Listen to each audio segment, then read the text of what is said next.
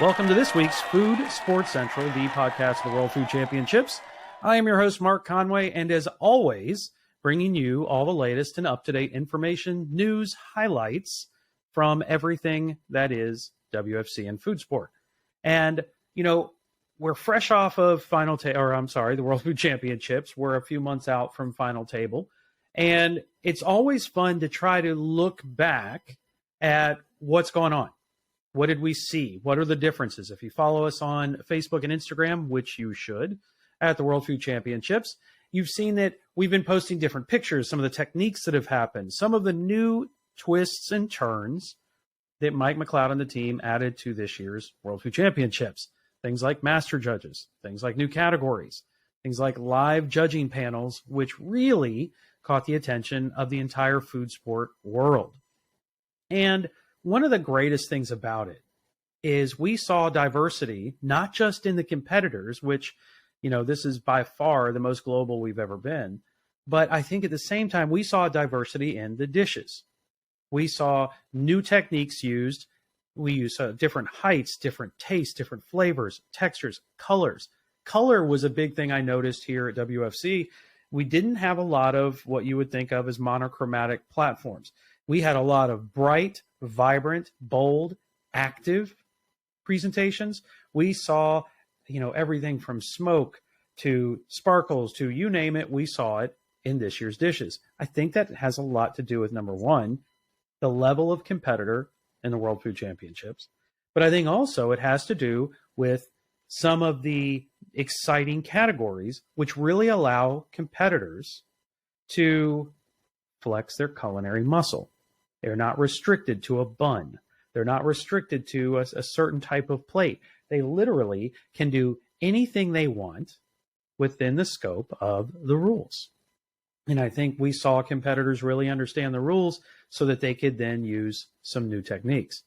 And we're going to meet and talk with each one of the 10 finalists, the 10 category champions, that in a matter of months will be competing again head-to-head to become the World Food Champion.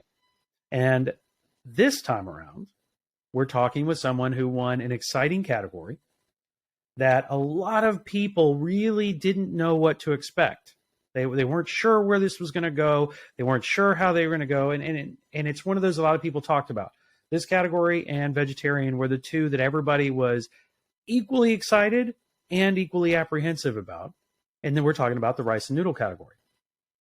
I think these two categories, vegetarian, rice, noodle, were a couple of my favorites. Reason being is it was an open slate for what you created. You are not restricted by the confines of some of the other categories, which have a very heavy expectation as what it's going to be. Vegetarian and rice and noodle literally blew the doors off and let you go completely just mindscape crazy. You were able to design and develop in flavors and ways you used products. And I think that happened here. And the rice and noodle champion came from one of our Taste of America competitions, which is another level of what makes this an interesting win and an interesting category. Is Taste of America takes place leading up to World Foods. It's an online competition. If you haven't seen one, that means you're not following the World Food Championships on Instagram and Facebook, and you should. That's a hint. So it allows them to see a contest come out with some of our sponsors. This one in particular was with La Lachanera, and it was a mojo marinade. And they were tasked with creating a beautiful, stunning, Instagram-worthy picture of a dish that was executable and delicious.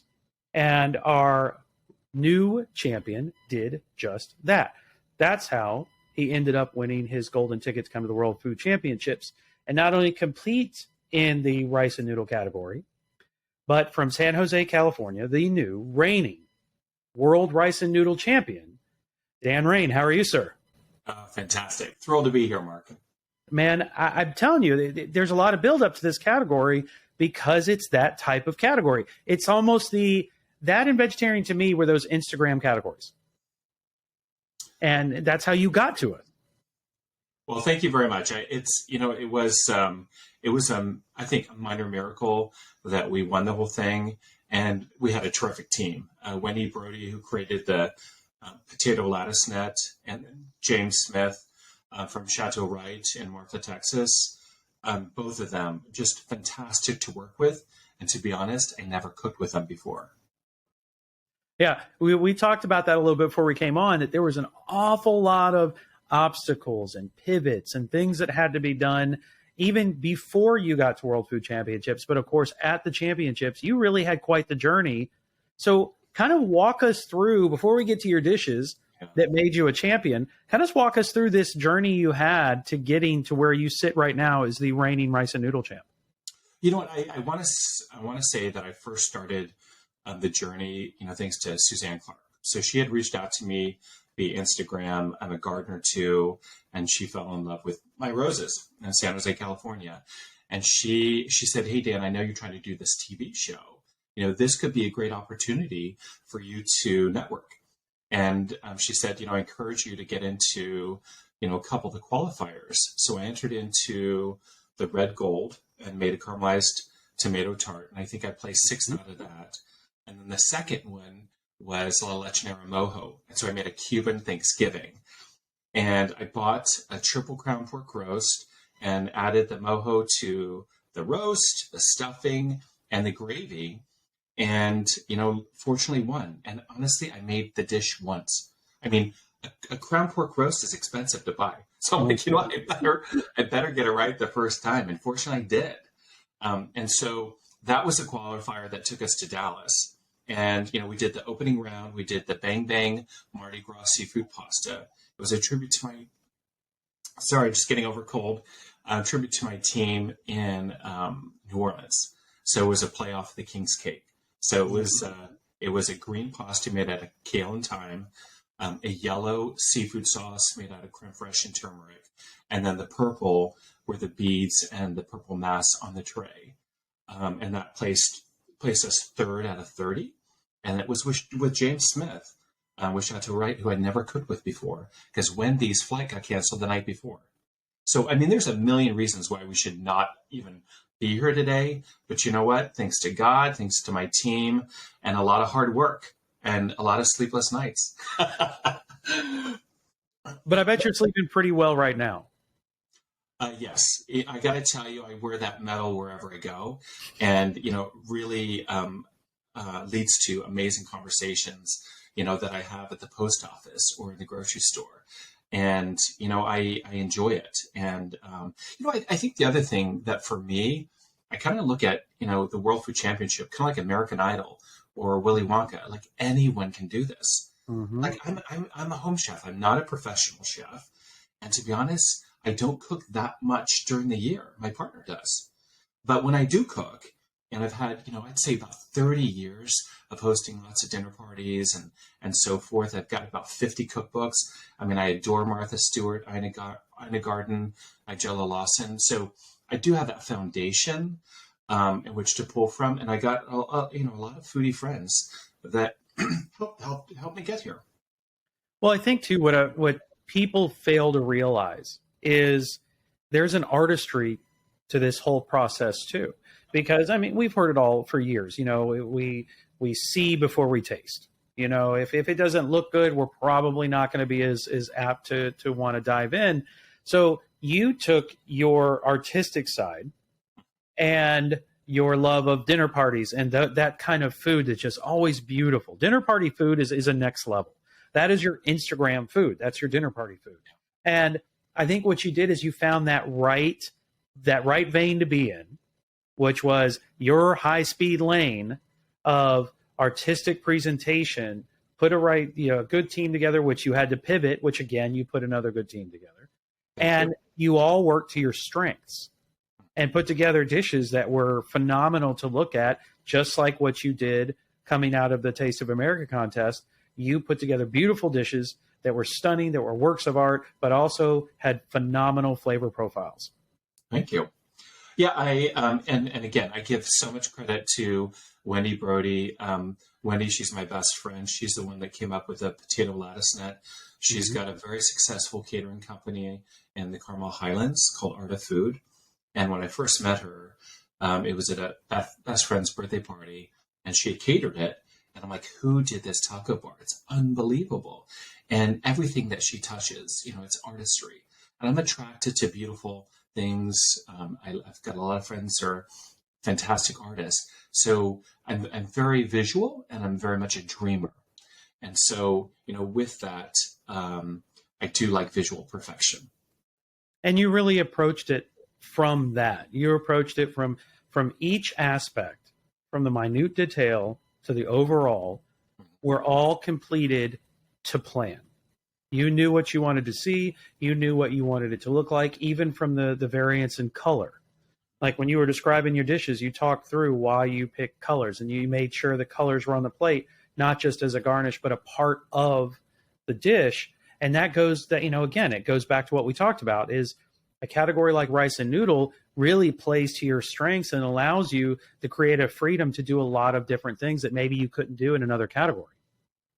Yeah, and I think also two of my favorite dishes in the world are risotto, and then also eggs Benedict. And so, kind of tying the two together, what we did is we took the dish and turned it upside down and all around. So, rather than an English muffin, we did a crispy risotto cake.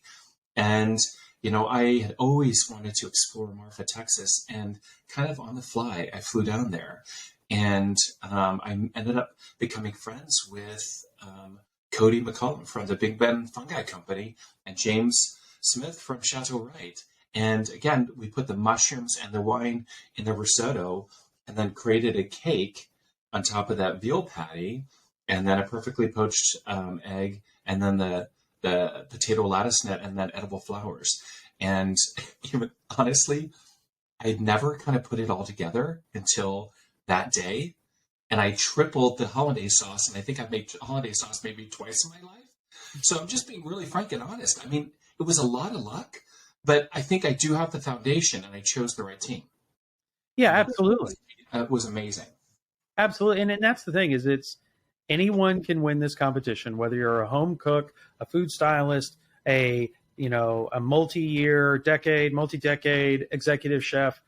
It's just like anything. Anybody can win on any given day as long as they execute what their plan was, and that they started with a great plan. When you talk about different elements of that dish. Hollandaise, very difficult. It seems like it's not, but if you're making hollandaise from scratch, it's an incredibly difficult thing. Yeah. It breaks very easily.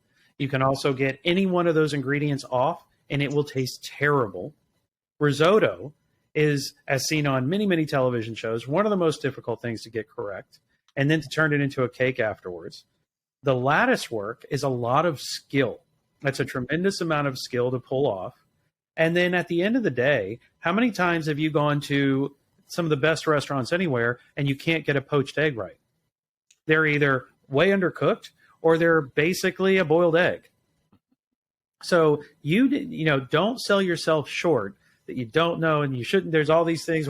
You executed some very, very difficult components to unbelievable levels and standards, and that's why you're sitting here right now.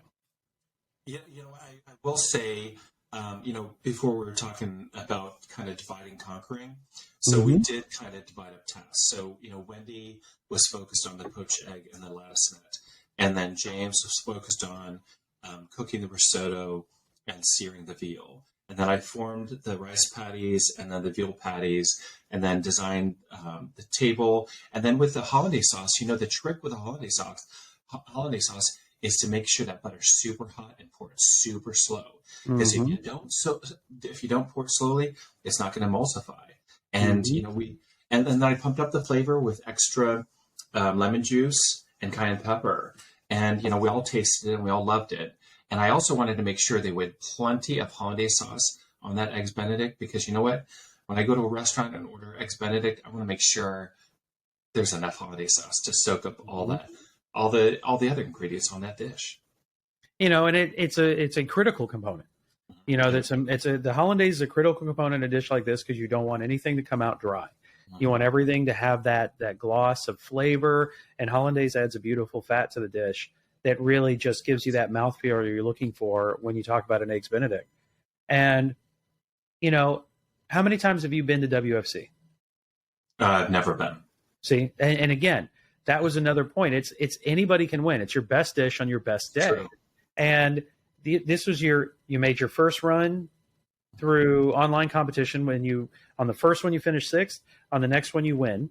Yep. You get your golden ticket, you're into rice and noodle, you come to WFC for the first time, and you literally, I think in a lot of ways, and you can tell me where you're at on this, I think a lot of times going into your very first, you don't have nearly the amount of overthinking that takes place. I think once you've been there before, you try to pull too much on what had happened before. Oh, I can't do this again. I messed this up. You're going in completely focused on your dish. Do you think that was an advantage to you? Yeah. You know what? I didn't focus on any of the other competitors. I really kept my head down.